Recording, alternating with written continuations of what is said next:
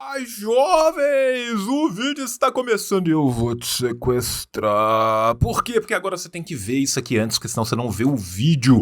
E lembra que isso aqui é um canal de YouTube, gente, então mete o sininho, comenta, compartilha no Twitter, compartilha no Instagram e já segue.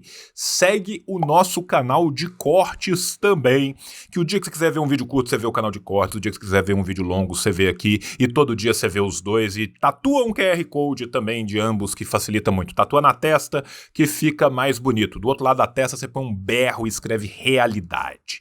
Tá certo? Esse aqui é um trisal, jovens. Trisal poligâmico louco do comunismo brasileiro. Eu, João Carvalho, várias redes aparece, tudo igual, a gente faz branding. E também quem? Rafael Correia, o melhor editor do Brasil e a maior artista gráfica do Brasil, Dona Nuni. João, me libera, João, eu quero ver o vídeo, João, você fala demais. Não. Doe pro tio. Este canal precisa de você. O tio está sorteando 120 livros por mês, 1.440 livros por ano. Eu gasto 60 mil reais no ano para fazer isso acontecer e eu tenho você, eu, Deus e a roda da frente. Então manda o Pix aqui. Pix, assim disse o João, @gmail.com. A partir de R$5 você concorre. E não é só desse jeito, você também pode entrar como membro no nosso clube. Tem Apoia-se, tem Padrinho, tem o Caralho 4. Ah, João, eu moro na Cochichina, em 1342. Então manda o PayPal. Tem PayPal também no mesmo e-mail do Pix. Agora é isso. Agora você pode ver o vídeo. Tio te ama. Beijo. Tchau! Falha e falhará. Falha, falha e falhará. Falha, falha e falhará. Olá, jovens! Sejam muito bem-vindos, sejam muito bem-vindas, sejam muito bem-vindes e sejam sempre bem-viade, porque estamos em um lugar maravilhoso chamado... Estamos no Brasil! Estamos no Brasil. Eu, você e o Zubumafu para mais uma live que será 100% F-Style, meu amigo. E hoje estamos no Brasil para uma livezinha muito especial, tá? Para uma live onde nós vamos comentar, discutir sobre a história do sindicalismo, tá? Quero lembrar a todos vocês que você deve se sindicalizar. Sindicalizar-se é gostoso demais. O sindicato é uma gigantesca camisa da amizade. Então bote a camisa da amizade. Você, Birtuber, você, Toilder, tá? E senta no colo do vovô que aí vem o vestibular. Jovens, nada é mais importante para o movimento de massa dos trabalhadores do que a força do movimento de massa dos trabalhadores. Uma vez que nós, trabalhadores, não temos o controle do Estado, por conseguinte, não temos o controle do aparato de violência. O que nós temos é a nossa organização. O sindicato é uma das formas mais importantes de nos organizarmos, gente.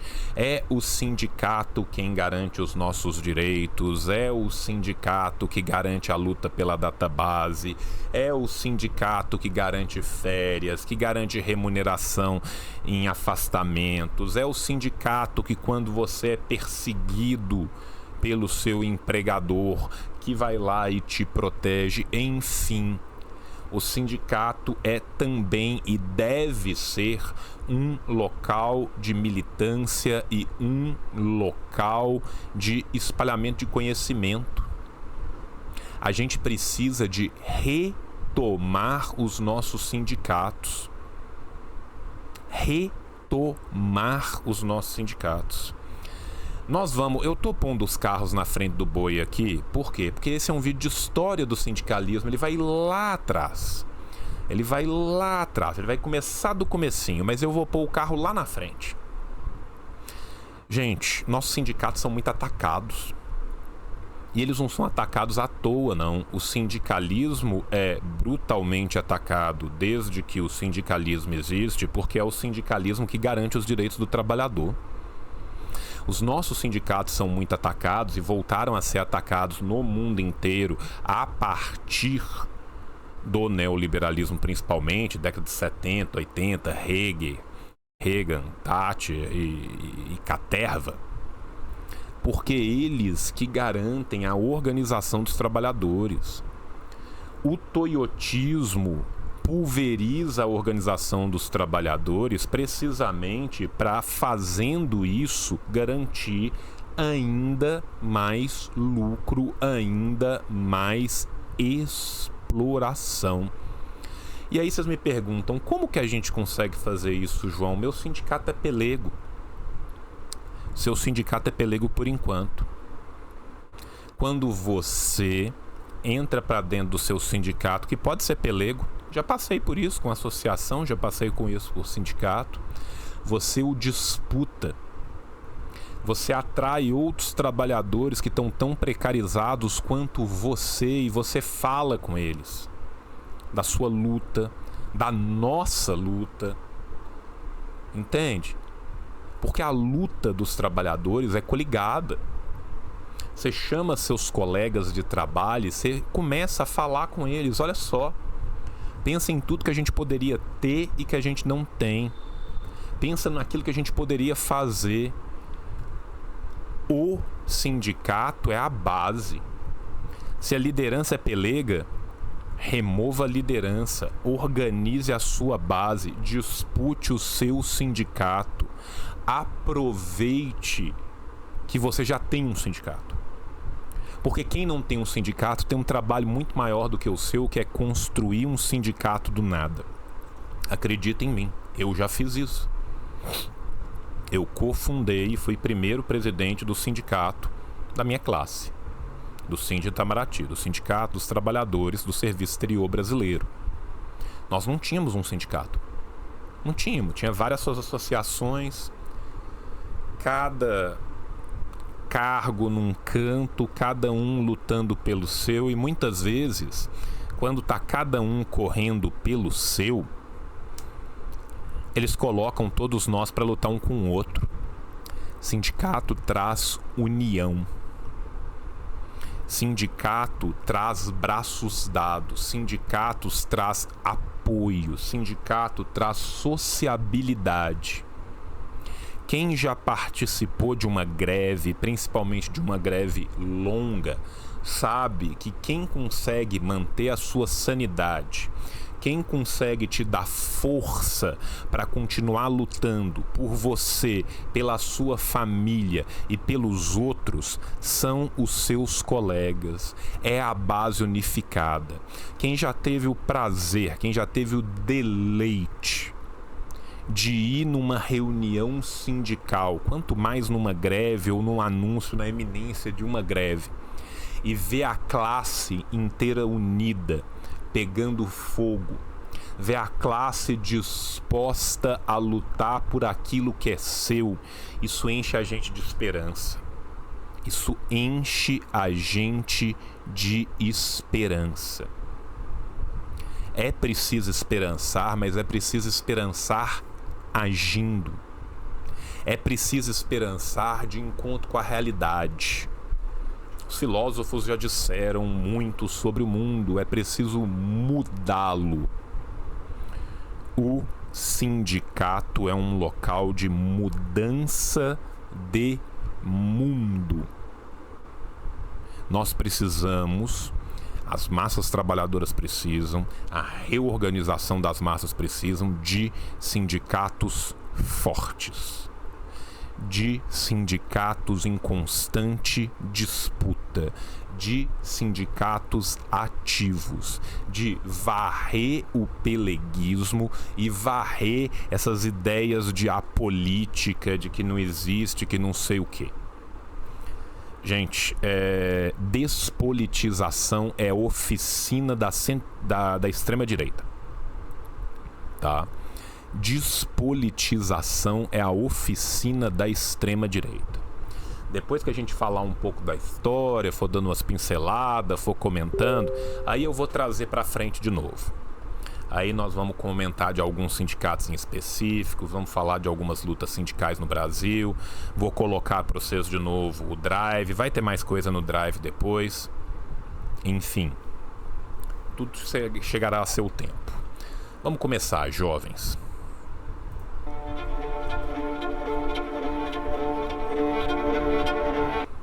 Olha que bonitinho.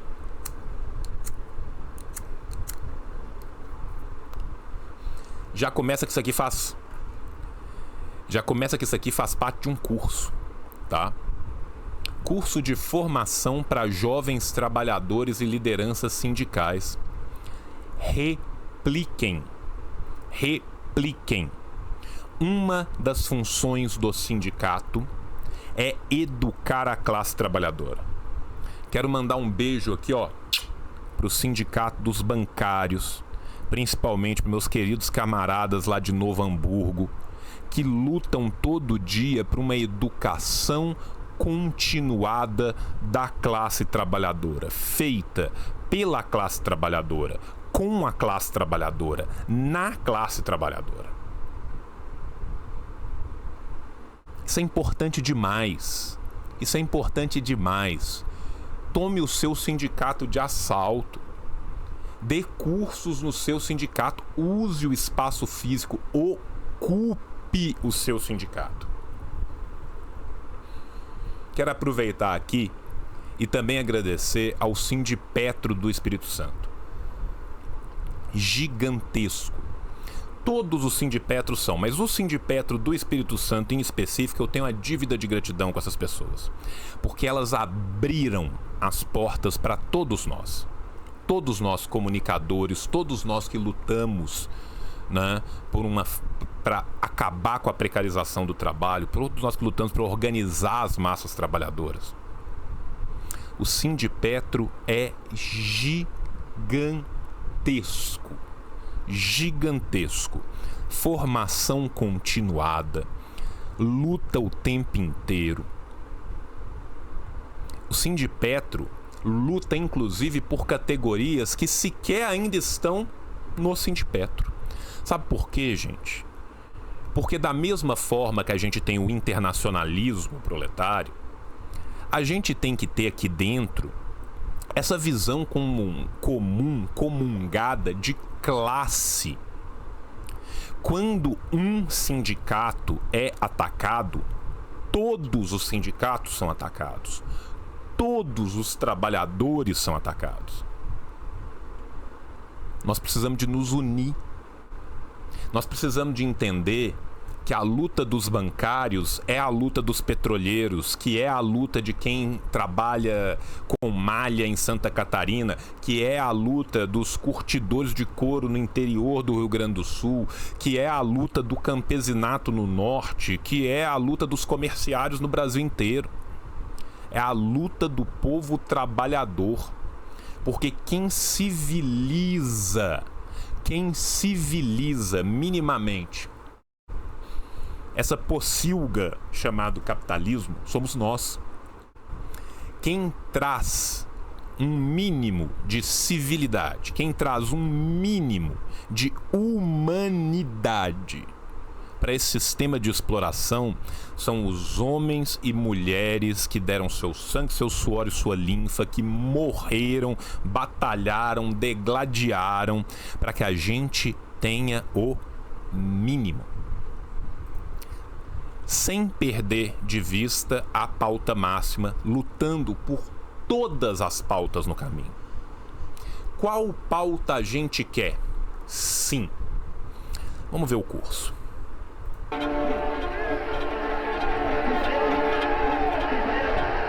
As mãos levantadas, os braços cruzados, símbolos da resistência tantas vezes necessária. Mãos e braços que se multiplicam na solidariedade quando chega a hora de dizer não. Quem é que quer a greve segunda-feira, meia-noite?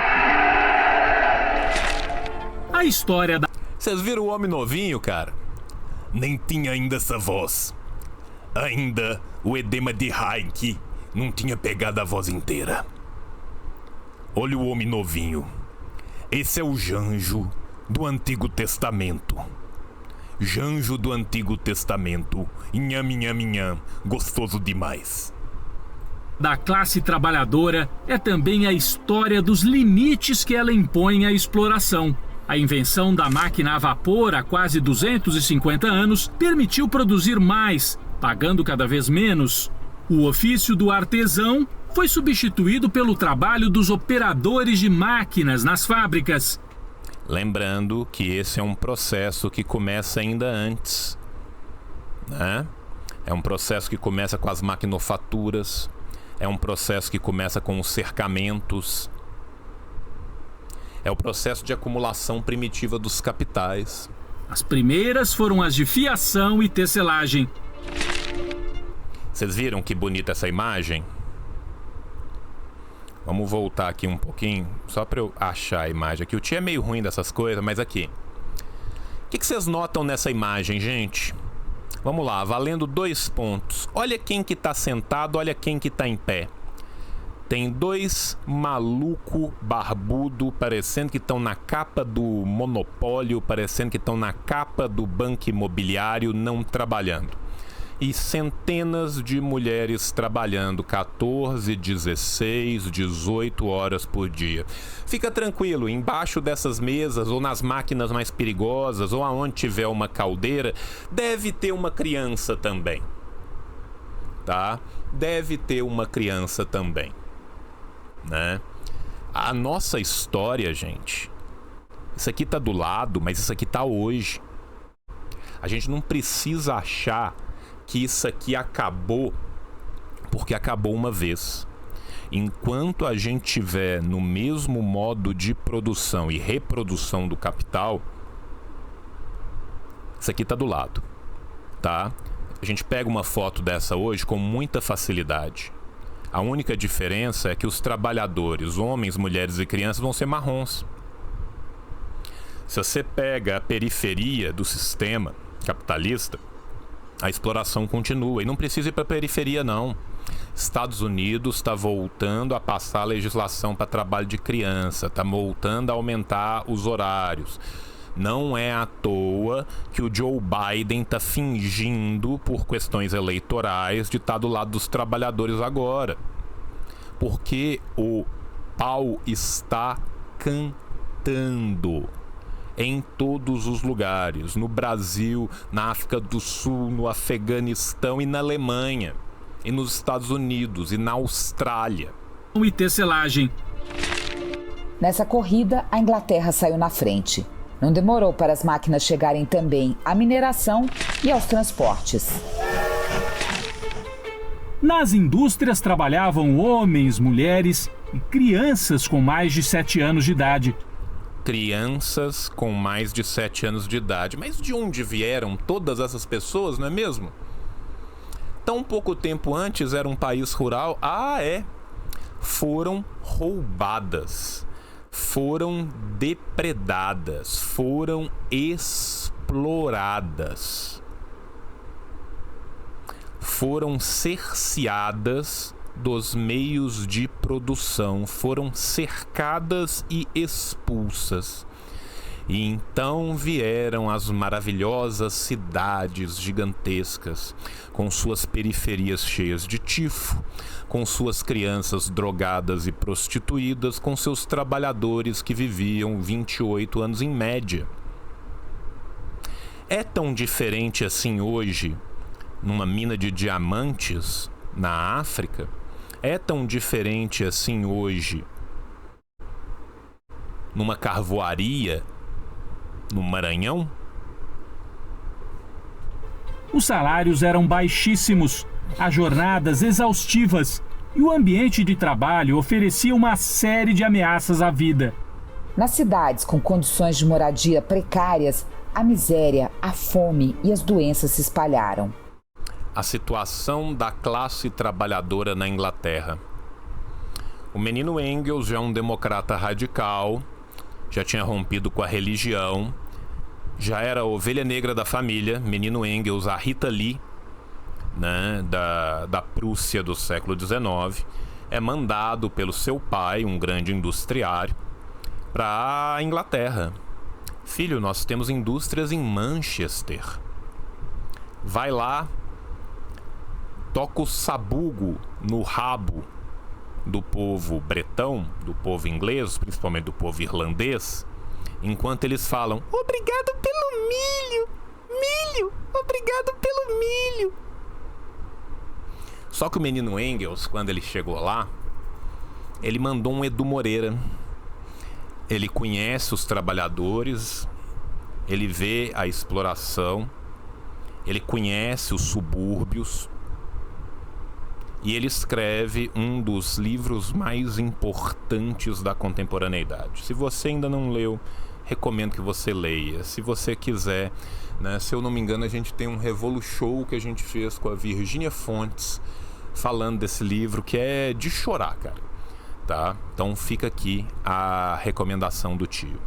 Em segredo, os trabalhadores começaram a se unir. Porque eles não tinham nada, nem nada a perder, a não ser os grilhões. Tá? Esse é um movimento que começa ainda sob a égide daquilo que a gente vai chamar, né, ulteriormente, de socialismo utópico.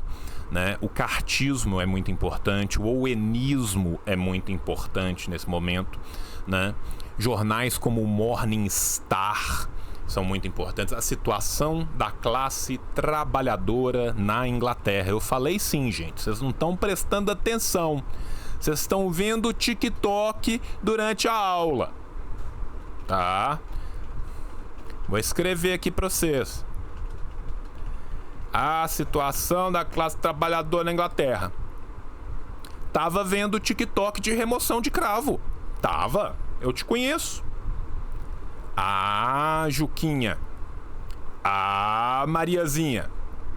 Tava vendo TikTok de remoção de doideira de dentro de ouvido dos outros. É, Enzo, estamos de olho. Tá, estamos de olho, Enzo. As primeiras greves foram nas tecelagens e nas minas de carvão da Escócia, um dos países do Reino Unido. Olha que irônico, né?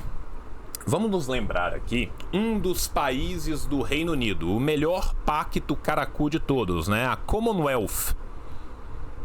Um fica com o Common, o outro fica com a Wealth, tá?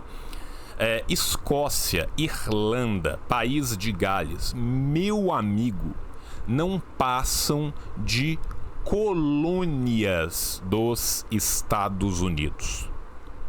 Da Inglaterra. Não passam de colônias internas da Inglaterra. O colonialismo inglês começa nas suas próprias fronteiras, tá?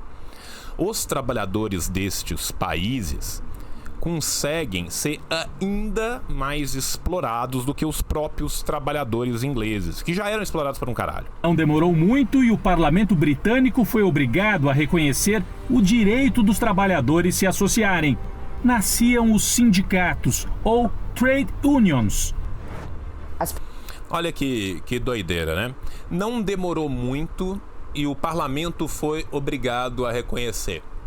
Bem, a gente tem 12 anos da primeira greve até isso, mas a gente tem quase 20 das mobilizações que já aconteciam e das primeiras associações, né? E a gente tem uns 40, 50, desde os primeiros movimentos, inclusive os movimentos luditas, ou seja, demorou. E ele não se viu tanto forçado a reconhecer quanto ele decidiu que era melhor perder o anel para não perder o dedo e perder o dedo para não perder a mão. Fiquem tranquilos, jovens, que estas greves foram brutalmente atacadas. As pessoas eram mortas. E elas também morriam de fome, porque o salário mal dava para chegar, tá? Mal dava para chegar no outro dia de manhã. As primeiras lutas foram por melhores salários e redução da jornada de trabalho. Mas como o capitalismo precisa de crises, essas conquistas nem sempre eram mantidas. portador de crises. Desde quando? Desde sempre. Desde sempre. Mas também, gente, vamos lembrar que os patrões se organizam rapidamente, que os lockouts são organizados rapidamente, que rapidamente uma pequena plutocracia ali dentro é cooptada, que uns poucos gerentes passam a ganhar melhor para que vários trabalhadores não ganhem nada. Essa luta que você ouvindo falar parece a sua hoje, é uma luta que é de todos nós trabalhadores há 250 anos. O desemprego é um forte aliado dos patrões para aumentar a oferta de mão de obra e ampliar a exploração do trabalho. Olha essa frase: o desemprego é um forte aliado dos patrões para aumentar a oferta de mão de obra e a exploração do trabalho. Sim. Não é à toa que há pouco tempo atrás a gente estava reagindo ao magnata bilionário australiano falando que tem que sentir dor, que tem que desempregar mesmo, que tem que crescer o desemprego. Por quê? Porque no desemprego, meu irmão, para cada bigode, para cada coque que vocês estão vendo aí, tem uma boca chorando em casa. E essa boca chorando em casa precisa de comida. E quando você precisa de dar comida pro seu filho, você aceita qualquer coisa. Absolutamente qualquer coisa. Então o salário, ele é puxado para baixo da sobrevivência. O que é o salário? Né? O salário é pago porque o patrão fala assim: com esse dinheiro ele vai poder ter cultura, ele vai poder colocar o filho numa aula de piano, né? Vai jogar um esporte. Não, meu irmão. É o mínimo do mínimo para a reprodução da classe trabalhadora. Mínimo do mínimo. Foda-se cultura, foda-se isso. Eu quero que você ingira o mínimo de calorias o bastante para você não cair e continuar trabalhando e se reproduzir. Só que, quando chega um momento que o desemprego está muito grande, nem isso ele precisa te pagar. Porque as pessoas estão dispostas a fazer qualquer coisa. Vocês lembram do Bolsonaro falando: menos direitos e mais emprego, emprego para todos sem direito, com a carteira verde e amarela? É isso. É tirar todos os direitos e colocar uma situação de penúria onde o trabalhador aceite absolutamente qualquer coisa. Quando tem trabalhador sobrando, fica mais fácil contratar com menores salários e menos direitos. É quando os trabalhadores voltam a se unir e brigar por novas conquistas, e não apenas dentro das fábricas. Uma delas teve início em 1838 na Inglaterra. O movimento operário unido exigiu direito a voto. Gente, o movimento cartista chama cartista porque eles escreviam cartas, mas não é que eles escreviam cartas de amor, não. Tampouco escreviam grandes dagibaus. Né? O movimento cartistas normalmente encabeçava vários movimentos trabalhadores, várias associações, vários sindicatos para unir todos eles e juntos pressionarem o governo pelas reivindicações mínimas da classe trabalhadora, que era cada vez mais pauperizada. Entre 1812 e 1838, por mais que o capitalismo estivesse crescendo, por mais que Dona Grã-Bretanha estivesse cada vez mais rica, as crises estavam pululando de 4 em 4, de 5 em 5 anos. Os trabalhadores estavam morrendo aos borbotões. Uma luta que levou mais de 70 anos. Só os ricos escolhiam os representantes do parlamento britânico. Pela primeira vez na história, trabalhadores entravam na disputa política por democracia e por melhores condições de vida da população. Nascia na Europa a Primavera dos Povos, que levou milhares de operários às ruas de vários países exigindo mudanças. Dentre eles, Senhor Fredão e Senhor Carlinhos, tá? Em 1848, ambos estarão de volta à nossa querida Prússia, lutando pela Revolução Alemã, tá? Vão escrever a Neue Rheinische Zeitung, a Nova Gazeta Renana. Karl Marx ficará responsável pela parte interna, pela parte nacional das notícias, e o menino Fredão vai ficar responsável pela parte internacional. Mas vai ser só isso? Não. Não, eles vão se envolver diretamente, né? O Engels, porventura, né, vai formar exército, vai estar lá nas batalhas do Palatinado, né? Vai ter que ir a pé para a França, voltar a pé depois. Durante 20 dias ninguém sabia se o homem estava vivo, se o homem estava morto. Muito sangue foi derramado. Continua sendo até hoje, continuará sendo até que a gente tome a porra toda. De lá, o movimento dos trabalhadores se internacionalizou e chegou aos Estados Unidos, onde em 1º de maio de 1886, operários de Chicago tomaram as ruas. A reação da polícia foi violenta, com presos, feridos e mortos. Mas fique tranquilo, porque é pior, né?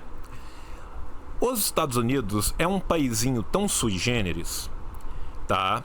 Que nos Estados Unidos a gente tem o maravilhoso rolê chamado Pinkerton, tá? A Pinkerton era uma empresa privada de detetives que passa a ser usada cada vez mais para o Estado para destruir o movimento sindicalista nos Estados Unidos. Tanto que depois de muito tempo, muita destruição e muita morte, os Estados Unidos tiveram que passar um ato chamado Ato Anti-Pinkerton, tá? Nossa, João, que coisa absurda, essa Pinkerton acabou? Não. Não tem 6 meses, estávamos eu e o menino Rafael, do Formato For Fun, um grande sindicalista por sinal, comentando sobre o caso da Pinkerton hoje. Por quê? Porque a Pinkerton foi usada para caçar jogador de Magic. Um cara que recebeu por engano cartas de Magic que ele não deveria ter recebido, teve a casa dele abordada pela Pinkerton num sábado de manhã. Tá? Então, bem-vindo ao pesadelo da realidade. A data é lembrada até hoje em todo o mundo como o Dia Internacional do Trabalho. Para nós, Dia dos Trabalhadores. As mulheres também tiveram um papel importante desde muito cedo. Em 8 de março de 1917, 90 mil operárias russas se manifestaram contra as más condições de trabalho, a fome e a guerra.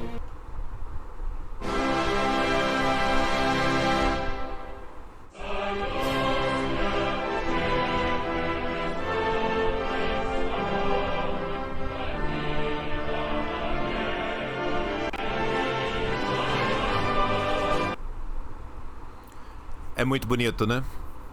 E muito doído, né? Muito doído. Ela partiu. Mas olha, cara, as lições maravilhosas que nos são deixadas. Essa lição de luta é continuada, essa lição de luta é pra nós, essa lição de luta é pra nós o todo dia. Luto, gente, pra gente é verbo. Luto pra gente é verbo. O protesto, conhecido como Pão e Paz, foi um embrião do E terra. Dia Internacional da Mulher, data que só foi oficializada 4 anos depois.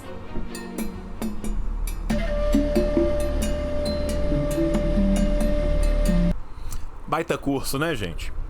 Baita curso, né, cara? Gente, isso está disponível de graça no YouTube. De graça.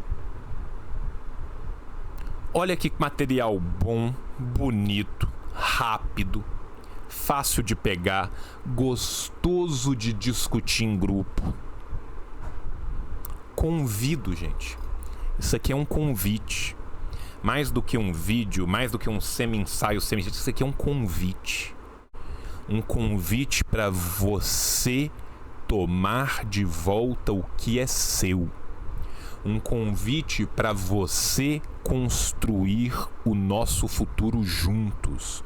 Um convite para nós todos nos organizarmos e avançarmos.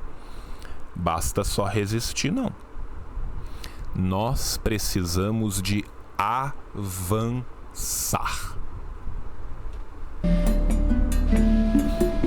No Brasil, o processo de industrialização veio mais tarde do que na Europa, já no fim do século XIX. Mas a luta dos trabalhadores começou antes, quando ainda éramos colônia de Portugal. A revolta dos povos indígenas e a criação dos quilombos foram o início da resistência. Obrigado. Olha que coisa linda. Olha que coisa linda, gente. Nós não podemos esquecer a nossa história. Nossos mortos não estarão em paz enquanto vivos tentam atacar suas memórias. Memória é importante demais. Memória e patrimônio histórico pertence à classe trabalhadora. Nós temos que ter memória da nossa classe trabalhadora. Nós lutamos por nós, por eles que já passaram e por aqueles que ainda virão, gente. Essa é uma luta transgeracional. Que pertence a todos nós. A primeira paralisação organizada de que se tem notícia, já na época do Império, aconteceu na Bahia. Protesto contra a cobrança de uma taxa sobre o trabalho de carga e descarga no Porto de Salvador. O episódio ficou conhecido como a Greve Negra. Quantas vezes você ouviu falar disso na sua escola?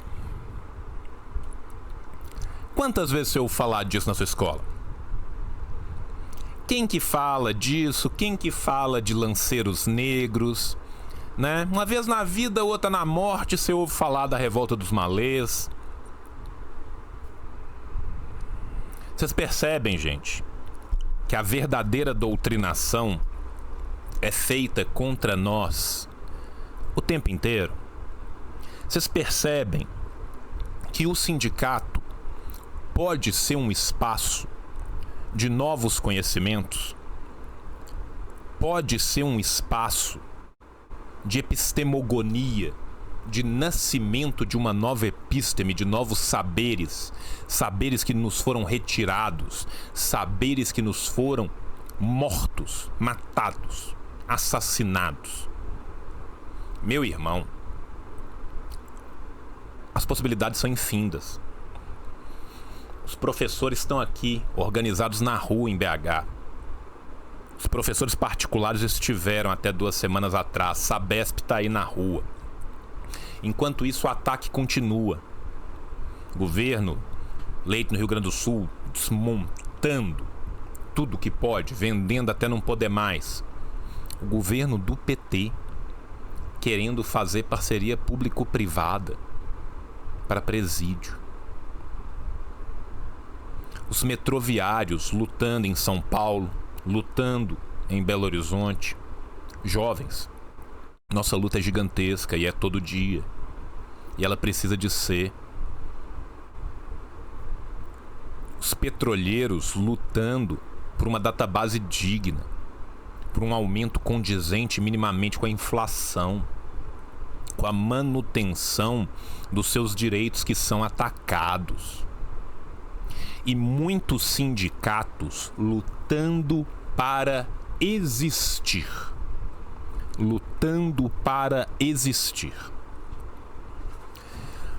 Eu vou falar um pouco mais disso, mais pro final do vídeo, porque o vídeo vai parar em 80 e poucos. Eu vou me guardar agora. Mas lembra disso que eu tô falando, da luta pela existência, porque em breve isso vai fazer mais sentido. De 1857. A primeira greve por aumento de salário no Brasil foi 1 ano depois, com os tipógrafos dos jornais da corte no Rio de Janeiro. O movimento saiu vitorioso e serviu de base para outras lutas que vieram em seguida. A abolição da escravatura só ocorreu 30 anos depois. No papel, né? Carne mais barata do mercado, a gente sabe qual que é, né? E com ela, a industrialização e a urbanização ganharam força.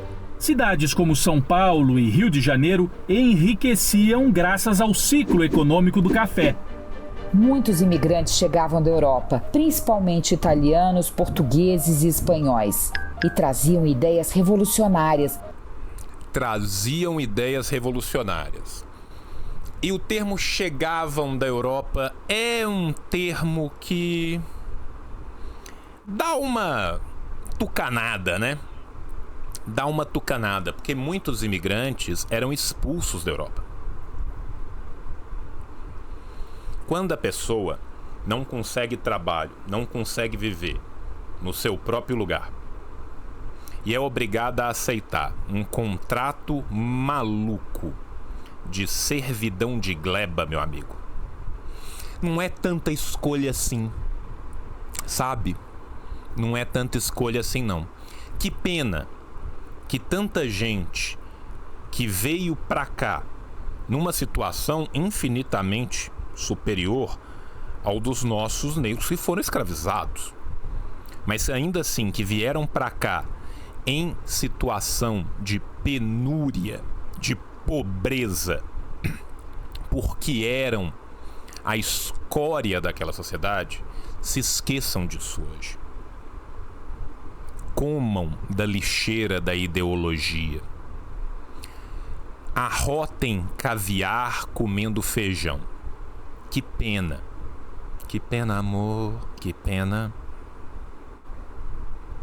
Porque a história da esmagadora maioria desses homens e mulheres diaspóricos que vinham para cá era história de pobreza e exploração.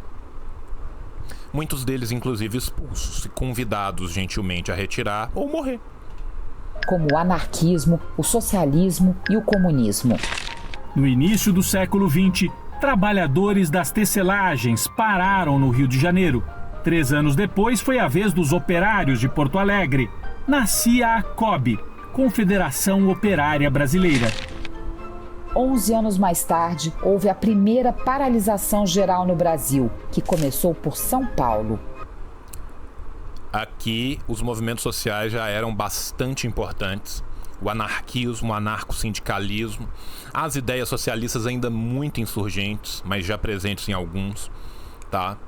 Essa foi uma mobilização importantíssima. Gente, não vai falar disso, mas vai falar dessas categorias, principalmente ali na década de 20, né, nessa viragem da década de 10 para a década de 20. Mas leiam Parque Industrial da Pagu, gente. Leiam Parque Industrial da Pagu, tá? É um romance proletário maravilhoso. Maravilhoso, pra gente abrir uma janelinha histórica e vislumbrar, mesmo que pela pena de uma mulher que vinha de uma clivagem um pouco mais alta, nem tanto, tá? Mas que estava inserida nos movimentos artísticos dessa clivagem um pouco mais alta. Leiam Parque Industrial. Daniel Madruga, qual que era o contexto da época mesmo, né? 1917, né? O que teve em 1917 mesmo, né? Tinha uma treta rolando aí pelo mundo. Tinha umas revolução rolando aí pelo mundo. Tinha contexto. Na greve de 1917, mais de 50 mil trabalhadores cruzaram os braços por 4 dias. Na pauta, aumento salarial de 20%. Muito bem lembrado, camarada. Muito bem lembrado. Vou ler aqui do Raderac, muito bem lembrado.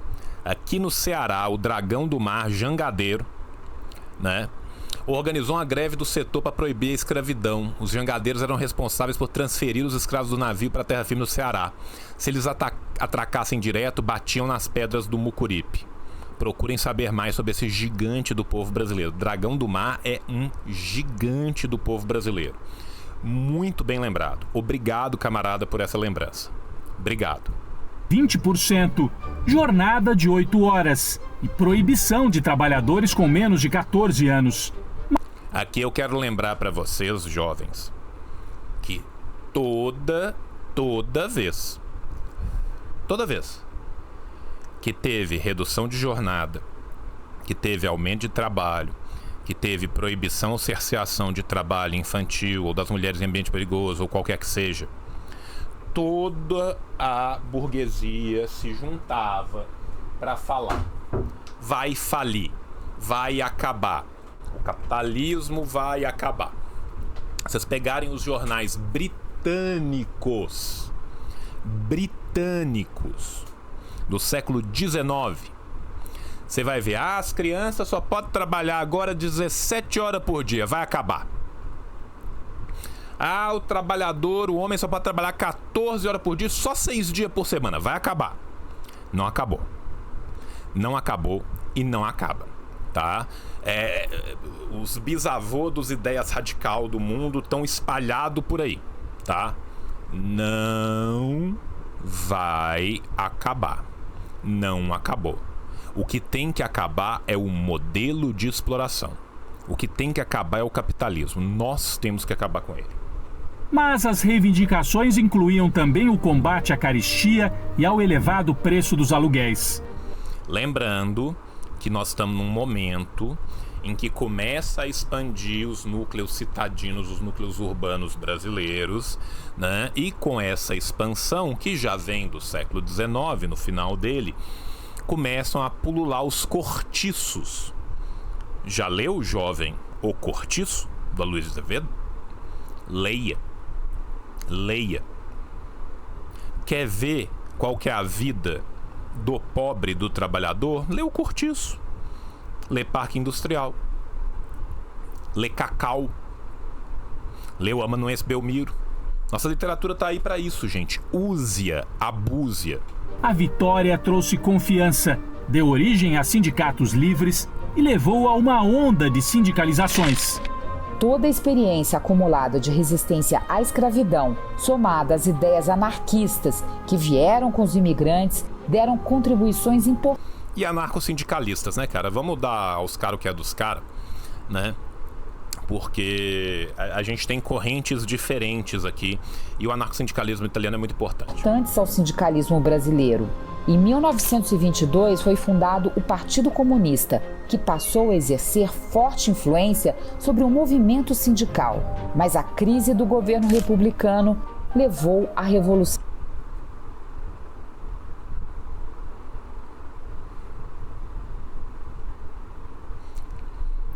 Revolução de 30. De 30, início da era de Getúlio Vargas. Aonde o sindicalismo, né, vai ser cerceado, aonde o sindicalismo vai ser atrelado ao Estado. Fifai foufu, sinto o cheiro da polaca. Fifai foufu, sinto cheiro de fascismo. O Ministério do Trabalho, Comércio e Indústria passou a controlar os sindicatos, podendo intervir e afastar diretores. A liberdade de organização dos trabalhadores foi suprimida com a imposição de uma estrutura rígida de controle e dominação. Foi o início do corporativismo. Se por um lado Vargas desafiava as oligarquias, instituindo mais ou menos, né? Mais ou menos. Era um desafio, mas não era aquele desafio. Um desafio, mais ou menos. Um desafio meio toca-me-voe. Jornada de trabalho de 8 horas, férias remuneradas e descanso semanal obrigatório. Por outro, o fim da autonomia sindical amortecia os conflitos entre assalariados e patrões. Jovens, lembra quando eu falei lá atrás, vamos dar o anel para não perder o dedo? Aqui nós estamos no vamos dar a mão para não perder o braço? Porque dá para fazer várias coisas com o cotó, por exemplo, fistfuckear os trabalhadores. Tá? Aqui, meu irmão, nós saímos do anel pro dedo, da mão pro braço, tá? Por quê que a gente tem que fazer isso? Porque tinha uns bagulho que tava crescendo no mundo. A revolução tava cantando. A guerra interimperialista já tava na beirinha. Dependendo de quando a gente pega na década de 30, o teatro de guerra asiático já tinha, rolado.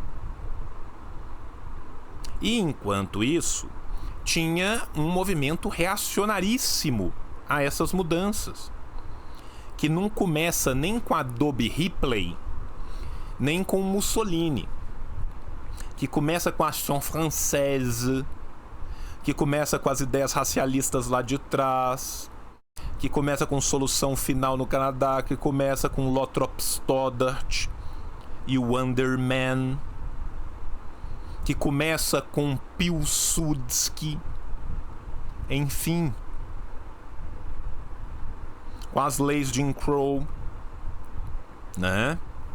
Então havia uma grande reação. Aí o que se pensa? Qual que é essa brilhante ideia do assim chamado populismo? Populismo é um conceito tão amplo, um guarda-chuva tão maluco, que ao pegar tudo não pega nada, né? A ideia era essa: vamos derrubar uns croissants para que ninguém passe a mão para cima da mesa do banquete. Que é a mesma ideia, gente, por trás do estado de bem-estar social. As pessoas acham que direito do trabalho, que direito trabalhista, que lei do trabalho nasce em árvore, brota do chão. Não, é luta. E o que é entregue, muitas vezes é entregue para evitar de se entregar mais, na esperança parúsica de se enganar as massas trabalhadoras para poder explorá-las. Com a criação do imposto sindical, por exemplo, que arrecadava um dia de salário do trabalhador por ano, vários sindicatos de fachada funcionavam a serviço dos interesses do governo. Que loucura, né? É quase como se até hoje a gente tivesse vários sindicatos de fachada funcionando a serviço não dos trabalhadores. Tomai, povo trabalhador, tomai os sindicatos. A consolidação das leis do trabalho, a CLT, fez com que o governo se apropriasse das conquistas dos trabalhadores. Vargas conseguiu assim cultivar a imagem de pai dos pobres, de herói, o que deu a ele poderes ditatoriais, no período que ficou conhecido como Estado Novo.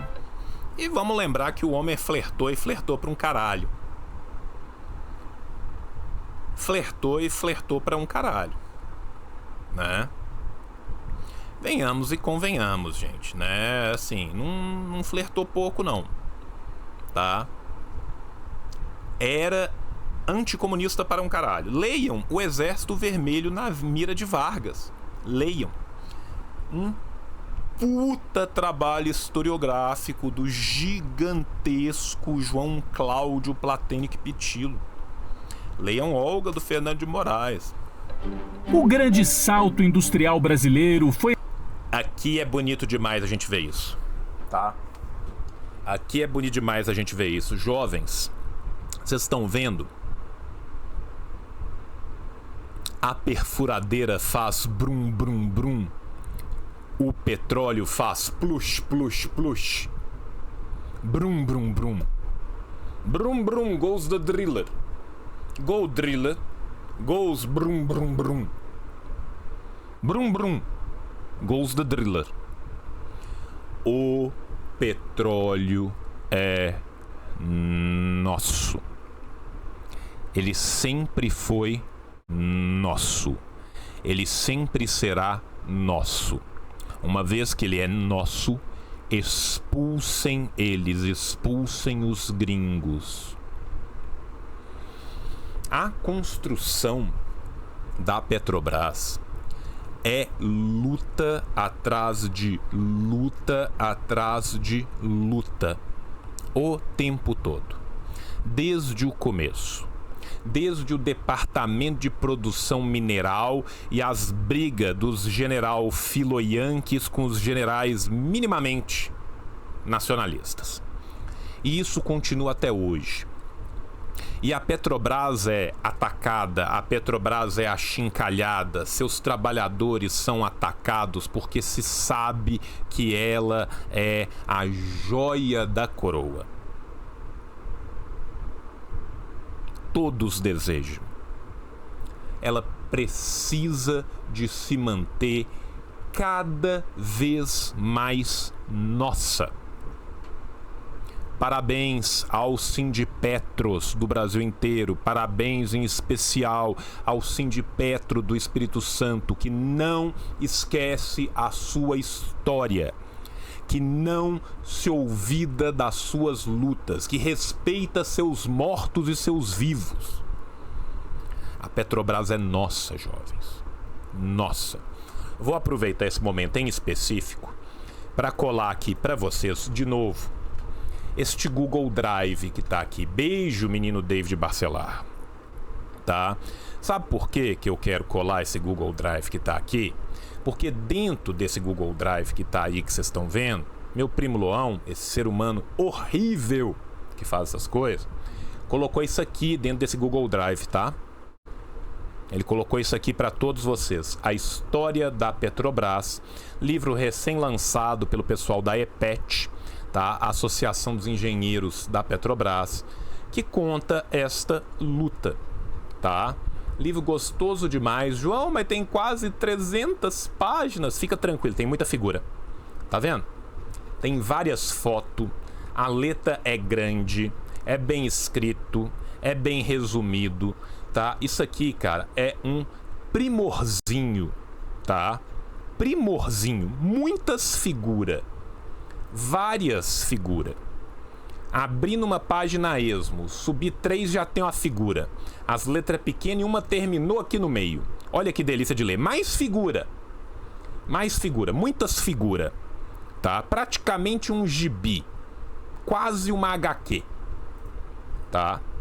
Então, jovens, se aproveitem de que nós temos isso disponível, tá? Nós temos isso disponível.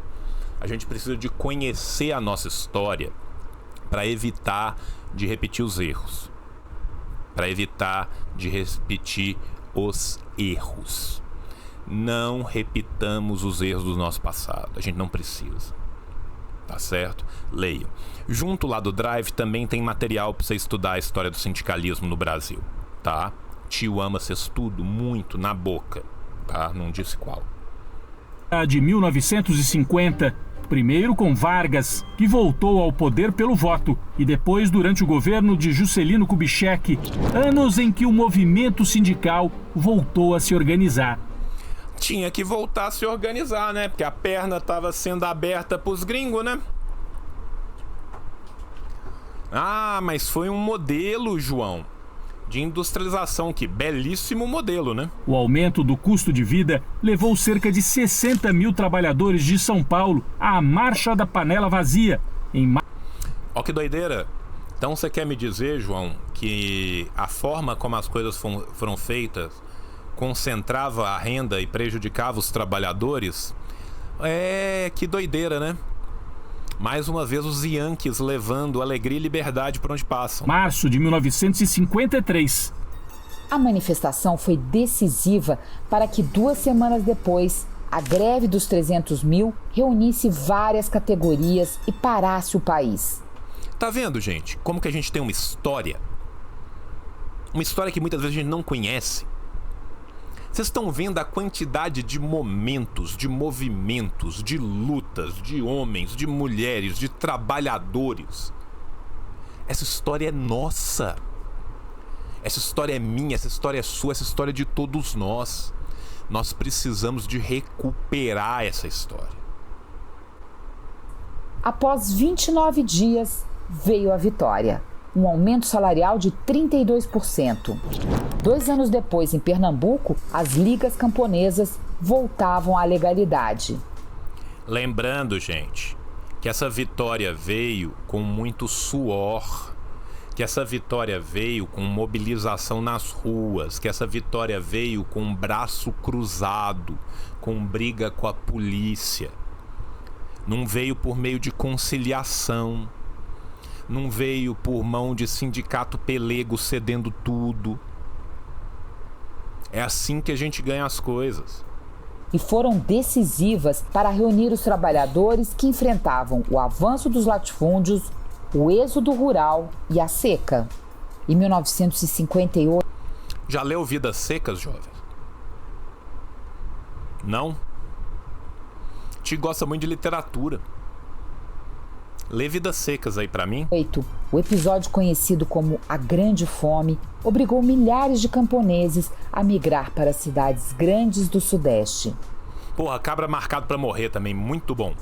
Os sindicatos começavam a exercer grande influência política e muitos de seus líderes se aproximavam das ideias socialistas e comunistas. Por que será? Por que será que uma vez o trabalhador se apercebendo da sua exploração, ele decide romper com seus grilhões, ele cansa de apanhar, ele decide pela não servidão, pela não escravidão? Em 1961, com a renúncia de Jânio Quadros, João Goulart assumiu o poder, trazendo para o centro do debate as chamadas reformas de base. A eleição do João Goulart, do Jango, é uma coisa muito louca, porque na época você não precisava de votar no pacote. Você não votava no presidente e no vice-presidente da mesma chapa.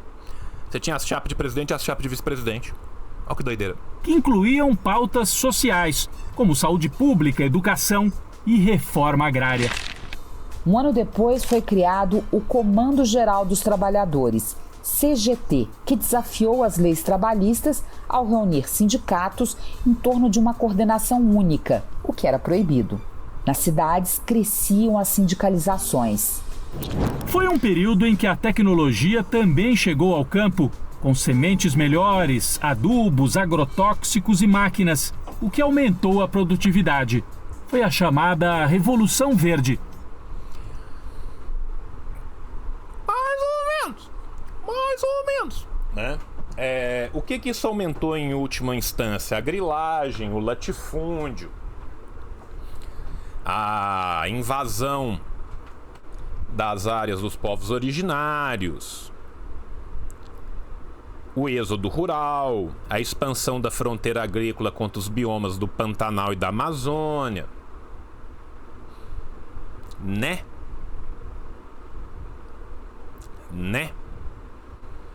Então, assim, foi um desastre no cultivo de alimentos, como bem lembrou aqui o Caio.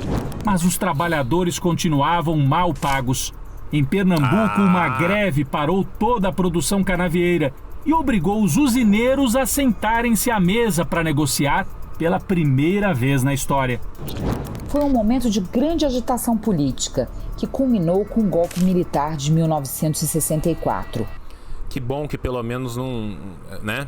O termo tá certo. Revolução de 30... Houve intervenção nos sindicatos, repressão, prisões. Em todo o país, trabalhadores e estudantes se organizavam contra a ditadura. No norte nascia a guerrilha do Araguaia, tentativa de se fazer a Revolução Socialista.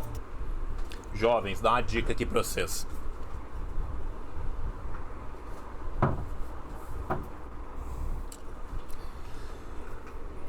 Eu sei que o formato é grande, eu sei que o livro é um A4. Mas esse Guerrilha do Araguaia, uma epopeia pela liberdade, é espetacular, tá? Espetacular. Muita foto também, viu? A letra é menorzinha, tá? Muita coisa pra você ler, mas tem foto também, tá? É da Anita Garibaldi. Este livro está disponível no sorteio do tio. Quer participar do sorteio do tio a partir de 5 conto, membro do canal, membro do Twitter, melhores coisas. Tá? Mas esse é um puta livro, tá? Da Anita Garibaldi, tá? Pode colorir também, tá? A parte que tá em preto e branco você pode colorir. Em 1968, os trabalhadores reagiram com greves em Osasco, na Grande São Paulo, e em Contagem, Minas Gerais. Fica tranquilo, teve muita gente morta, tá? Esse período dantesco, horrível, lastimável da nossa história, que a gente precisa de conhecer para que ele não volte jamais, foi um período de muita morte. Foi um período de ataque continuado. Muita mãe chora até hoje porque sequer enterrar o próprio filho conseguiu. Só que o tempo passa, a memória passa. Isso foi um dia desses atrás aqui, ó. Tá? E hoje em dia, a cadela do fascismo tá aí, ó. Prontinha para ser engravidada pelo liberal de novo. Em dezembro, o regime se fechou ainda mais, com o Ato Institucional número 5, que deu início aos anos de chumbo. organizações clandestinas partiram para a luta armada contra o regime. Belo e moral, rebelar-se é justo. A repressão foi tão grande que o movimento sindical também perdeu força. Veio o milagre econômico. Milagre econômico, qual que é o milagre? Primeiro a gente aumenta o bolo, depois a gente distribui. Meu filho, eu preciso te levar pro dentista, mas mãe, eu não quero ir pro dentista. Primeiro a gente vai no dentista, depois a gente passa na Disney. Aí a mãe leva o menino no dentista, o menino pera e fala assim, mas espera aí, mãe, nós moramos em Carapicuíba, como que nós vamos passar na Disney na volta? Confia, tá? Confia no bolo, né? Delfim Neto, um dos responsáveis pelo bolo, foi celebradíssimo na USP por décadas e décadas e décadas depois, né? Olha que doideira, né? Olha que surpresa nenhuma pra ninguém, tá? Mas vai ser nesses anos aqui também, a partir dos anos 70, que o sindicalismo começa a ser atacado, não é só por isso, não. Não é só o fechamento, não é só o plano Condor, não são só as ditaduras do Cone Sul. Não. Nós temos a merda do neoliberalismo, que vai chegar cantando, principalmente no pós-73, pós-crise do petróleo. Financiado com empréstimos internacionais que fizeram o país crescer muito e rapidamente. Para quem? Para quem? Jovens, vou propor mais um livro aqui para vocês, tá? Pera aí, que eu tô recebendo uma mensagem aqui do meu primo Loão. Que pessoinha lastimável, gente. Que pessoinha lastimável. Loão. De novo não, Loão. De novo não. De novo não, Loão. Para, Loão. Tá, para. Olha, jovens, esse aqui pode, tá? Esse aqui pode, porque essa aqui é a tese de doutorado que vai levar ao Estranhas Catedrais, tá? Orientada por Virgínia Fontes, para a surpresa de ninguém. Virgínia gigantesca, tá? Vou passar aqui para vocês verem, tá? Essa tese aqui vai gerar o livro Estranhas Catedrais, tá? A ditadura dos empreiteiros, as empresas nacionais de construção pesada, suas formas associativas e o Estado ditatorial brasileiro. Sério, gente, recomendo demais, tá? Demais. Bom pra caralho. Mas os trabalhadores não deixaram de se organizar. Em 1975, nascia o Sindicato dos Trabalhadores Rurais de Brasileia, no Acre, tendo Chico Mendes entre seus dirigentes. Chico Mendes presente. Chico Mendes presente ontem, hoje e sempre, tá? Esse aí é um colosso, cara. Esse homem é um colosso, um gigante do nosso povo. Porra, cara, depois da nossa revolução vai ter estátua desse homem pra caralho, velho. Tá? Ambientalismo sem luta de classe é jardinagem. O líder dos seringueiros tinha apenas 31 anos de idade. Assassinado a mando de fazendeiros em 1988 em Chapuri, Chico Mendes se transformou num dos maiores símbolos da luta ambiental do país e inspirou uma geração de outras lideranças rurais, muitas delas também assassinadas. Um salve a todos os companheiros da LCP, aos que estão de pé e aos que já caíram. Nós sabemos que a luta é muito dura, mas a luta continua o tempo inteiro. Obrigado por tudo. Outra ativista que também se transformou em símbolo da luta no campo foi a sindicalista paraibana defensora dos direitos humanos Margarida Maria Alves, assassinada em 1983. É em homenagem a ela que, desde o ano 2000, trabalhadoras rurais de todo o país realizam a Marcha das Margaridas. Em 45 anos, 1.973 lideranças foram assassinadas no campo. E em mais de 90% dos casos, os crimes não foram esclarecidos. Os crimes normalmente são cometidos por grileiros a mando dos latifundiários. Você entende por quê que eles não são esclarecidos? Por que será, né? Porque tem bancada para isso, porque tem dinheiro para isso. Isso aqui é uma guerra, né? Nos anos de 1970, a crise do petróleo pôs fim às ambições brasileiras. Endividado. Lembra do neoliberalismo que eu falei há pouco tempo atrás? Agora a moeda é fiduciária, baseada no confia, mas você me deve muito. Mas o que você me deve era baseado no ouro, né? Vamos ter que pegar tudo. O governo militar teve que enfrentar o desabastecimento e o aumento do custo de vida. Foi quando o único partido de oposição permitido, o MDB, começou a aumentar seu poder no Congresso. Ao mesmo tempo, com o apoio da ala progressista da Igreja Católica, movimentos populares ganharam força. Cresciam as comunidades eclesiais de base, cujo objetivo era conscientizar os trabalhadores sobre a necessidade de formação política. Vamos lembrar aqui, gente, a dívida de gratidão que nós da esquerda revolucionária temos, porque foram eles quem nos esconderam e nos ajudaram durante a ditadura, tá? Nem tudo é preto e branco, muita coisa cinza. A gente tem que saber separar o joio do trigo. As ideias do educador Paulo Freire surgem como referência fundamental desse movimento. Nos anos 60 havia-se uma espécie de... Só esclarecendo, aquela placa que estava escrito Namoro do Brasil com a África do Sul era o namoro da ditadura militar brasileira com o sistema do apartheid, tá?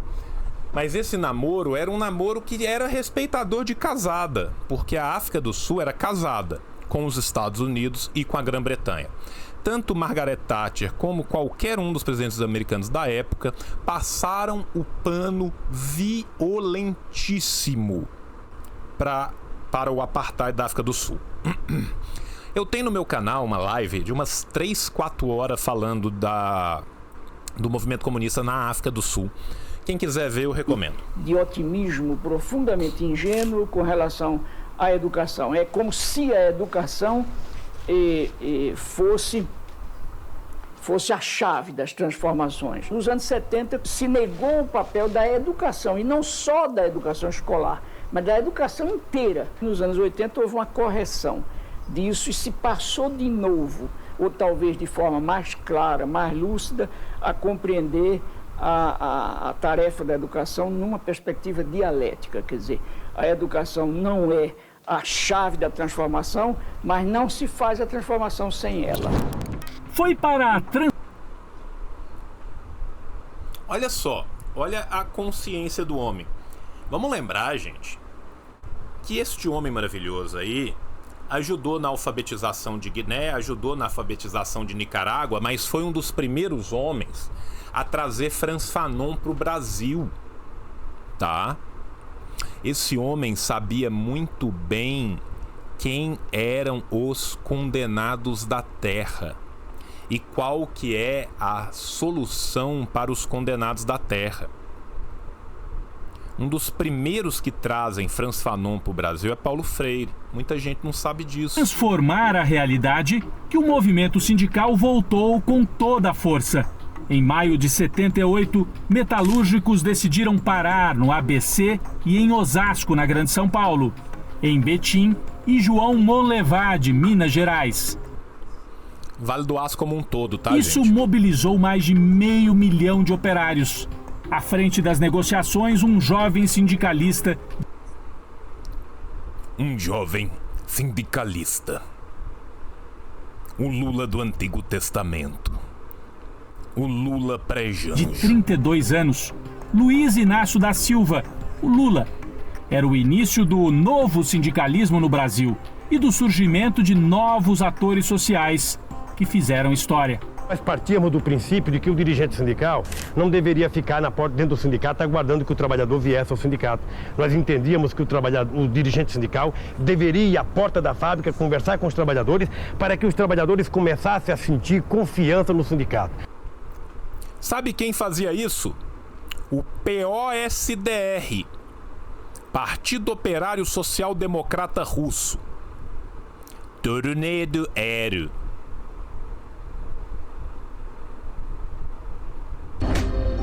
Tornado L. Double L. Double Aero. Tornedo Aero. Tá? Tornedo Aero. Na medida em que eles sentissem confiança no sindicato, é que eles começariam a frequentar o sindicato. Ora, e por que isso? Porque nós tínhamos o hábito de ver os dirigentes sindicais convocarem os trabalhadores na porta da fábrica, os trabalhadores não compareciam nas assembleias e depois os dirigentes sindicais ainda acusavam os trabalhadores de negligência por não ter participado das assembleias. Você está me dizendo que a gente precisa de estar na massa, com a massa e para a massa dos trabalhadores? Mas ora, vejam só. Ora, e aí eu me perguntava, por que os trabalhadores não participam? Era porque o sindicato não tinha confiança dos trabalhadores. O sindicato não era visto como um instrumento de luta dos trabalhadores. Então nós começamos a inverter isso a partir de 75. Nós começamos a mudar, ao invés de esperar os trabalhadores vir ao sindicato, nós começamos a ir de madrugada, de tarde, na hora do almoço, na hora da janta, na porta de fábrica conversar com os trabalhadores.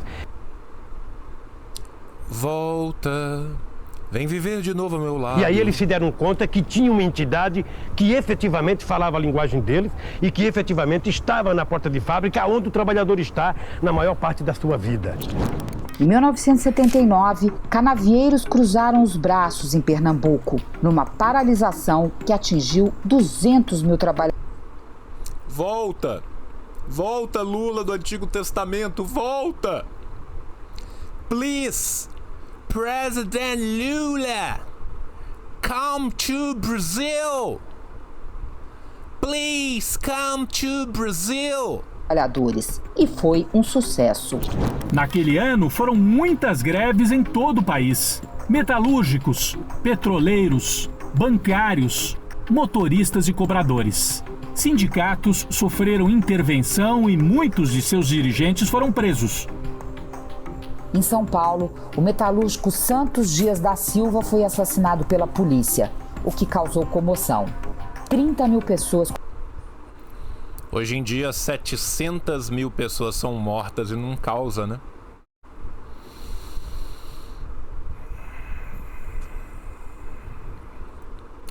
Mas nós não temos tempo para ficar chorando, não. Nós não temos tempo para desesperança, não. Vamos nos mobilizar, vamos nos organizar, vamos avançar. Compareceram ao enterro. Crescia a indignação popular contra a ditadura. Os militares tinham decidido entregar o poder aos civis num processo que foi chamado de abertura. Lenta, gradual, continuada e com anistia para todos os assassinos. Com a lei da anistia, exilados políticos voltaram ao Brasil e os partidos de oposição se reorganizaram. Em 1980, foi fundado o PT. Para quem estava perguntando quando chegava. O Partido dos Trabalhadores. E 3 anos depois, nasceu aquela que viria a ser uma das maiores centrais sindicais do mundo, a CUT. Tem algo mais bonito do que os trabalhadores unidos se mobilizando? Porque eu não conheço. Ninguém nunca mais ouve duvidar da classe trabalhadora. Com o representante do empresariado do lado. Com um dos maiores industriários de tecidos que o Brasil já viu do lado. Ai, ai.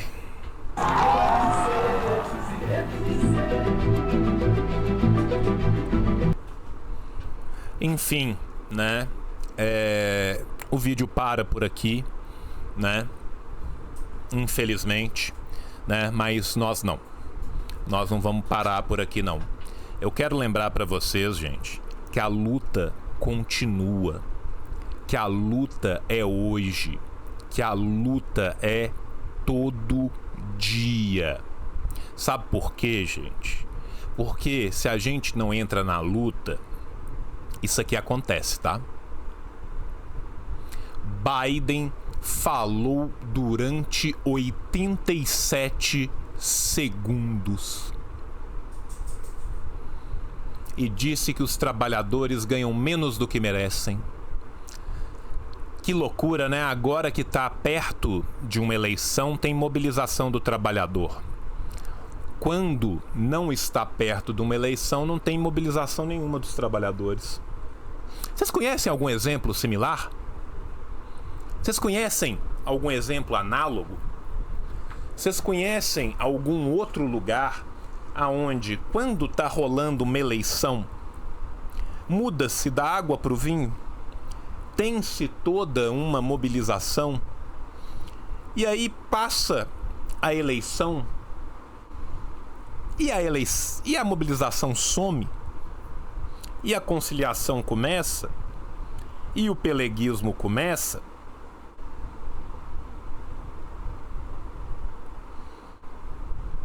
Quem sobe a rampa não é quem governa, né? Quem sobe a rampa, mulheres, homens, PCDs, negros, indígenas, trabalhadores. E quem governa? E para quem que são as remissões fiscais? E para quem que vai o orçamento? Mas temos que ter austeridade. Austeridade para agradar os liras e os pachecos. Vamos construir, que ninguém duvide do trabalhador brasileiro, um fufuca de cada vez. Um fufuca de cada vez. Mantendo ainda o clima para baixo, quero apresentar para vocês um projeto de lei, que é só mais um de vários que estão rolando. Tá? Esse aqui em específico da Câmara Municipal de Criciúma. Projeto de lei 94/2003, 2023, foda-se. Tá? Eu quero vir aqui. Projeto de lei altera dispositivo da Lei Complementar 12/1999 e dá outras providências. O artigo 110 da Lei Complementar número 12, de 20 de dezembro de 99, passa a vigorar com a seguinte redação: é assegurado ao servidor estável o direito à licença sem remuneração para desempenho de mandato em central sindical, confederação, federação, associação de classe, em âmbito municipal, sindicato representativo ou entidade fiscalizadora. A ênfase é aqui, ó, sem remuneração. Sabe por quê, gente? Isso é mais um ataque ao povo trabalhador. E isso em Santa Catarina não está acontecendo só em Criciúma, isso está acontecendo em Lages, isso está acontecendo em São José. Isso mata o sindicato. Por que eles estão fazendo isso? Porque teve uma decisão do STF, num caso específico de Goiás, que falou: não tem nada garantido, não tem nada garantido para o trabalhador do servidor público que ele vai tirar remuneração, com remuneração. Você acha, gente, que o servidor público tem como ir para o sindicato sem remuneração? Você acha que todo sindicato tem dinheiro, que todo sindicato vai poder pagar o cara? Liberdade sindical que se foda, meu irmão, tá?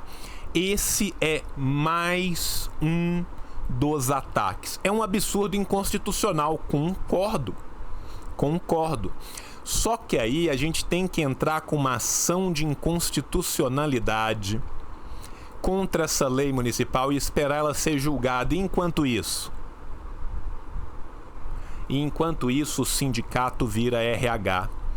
Mas eu não quero despedir de vocês deixando vocês para baixo, não.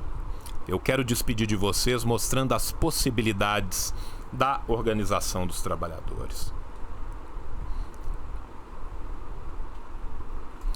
O acordo do sindicato dos roteiristas saiu. Eles conseguiram mais ou menos 300% a mais do que foi originalmente oferecido, em especial para os trabalhos de entrada das carreiras. Os estúdios estavam bem firmes até outro dia, que iriam conseguir quebrar a greve. Risos. Vamos pro tweet em inglês. Os detalhes do novo... Eu tenho um tradutor aqui da página, eu acho que ele vai funcionar aqui. Vamos lá. Traduz, filha da puta. Onde que tá o tradutor? Facilita para as pessoas que não falam inglês, meu anjo. Aqui. Vamos lá. Você consegue traduzir o Twitter? Não. Traduzir post. Ah, aqui embaixo. Gente, vocês são bons, né? Eu sou velho, né? Os detalhes do novo contrato da Guilda dos Escritores foram divulgados. Nós ganhamos. Os residuais que vão ser pagos vão ser baseados no sucesso daquilo que foi feito, ou seja, vai ter acesso à mensuração de quanto foi visto, por quem foi visto e como foi visto. Fortes limitações à inteligência do artificial, uma equipe mínima na sala dos redatores, remuneração garantida e mínimo de 13 semanas para escritores de comédia ou variedade em streamings. E não é só isso não, tá? Vamos traduzir de novo. Ofertas garantidas em 2 etapas para os roteiristas, garantir que os escritores sejam mantidos durante a produção, contribuições individuais de P&H é o quê? Eu não sei o que é P&H, tá? Para as equipes de redatores, taxas de roteiros para os redatores da equipe e muito mais. E muito mais. E um inferno a mais. Pension and Health, tá? Contribuições individuais de pensão e saúde. Pension and Health, obrigado. Pension and Health. Pensão e saúde. Olha que coisa maravilhosa, cara. Olha que coisa maravilhosa. Ou seja, nós temos aqui como que o Fusca anda quando os trabalhadores se mobilizam, tá? Jovens, você bancário, você petroleiro, você comerciário, você trabalhador, trabalhadora, trabalhadore, sindicalize-se, organize-se. Organização sindical, gostoso demais. Obrigado quem teve aqui a paciência de estar com um tio por 1h26 falando de sindicato. Um beijo no seu coração, até a próxima e tchau, tchau. O capitalismo falhou, falha e falhará em cada uma das sociedades aonde